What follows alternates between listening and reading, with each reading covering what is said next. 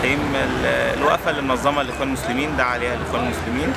أهداف الوقفة لها مجموعة مطالب، من ضمن المطالب دي إقالة يحيى الجمل، لأن يحيى الجمل بان جدا تحيزه وانقلابه على نتيجة الاستفتاء. أيضا المطالبة بإقالة عصام سالم محافظ اسكندرية لأنه من رموز النظام السابق، بالإضافة إلى أنه هو كان عضو لجنة شؤون الأحزاب السابقة. أيضا من مطالب الوقفة النهاردة عدم الانقلاب على نتيجة التعديلات الدستورية. أيضا من مطالب الوقفة أن المجلس العسكري يرحل في الوقت اللي وعد فيه الشعب. مطالب الوقفة متعددة كلها بتتمحور حوالين حماية إرادة الشعب، حماية الثورة.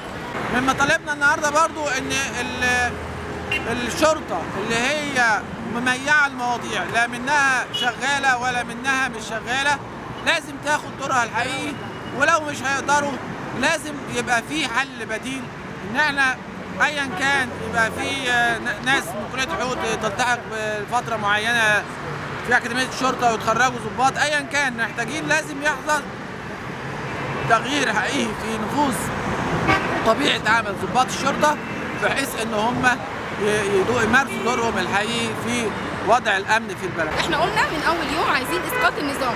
ايه اللي حصل دلوقتي؟ تخلى مبارك عن منصبه. في محاكمه مبارك، في محاكمه سوزان مبارك اللي دمروا البلد سياسيا واقتصاديا واضاعوا كرامه البلد. الموضوع مش موضوع ان هم يحيلوهم لقضايا فساد مالي او مش عارف حاجات بسيطه كده يسكتوا بيها الشعب.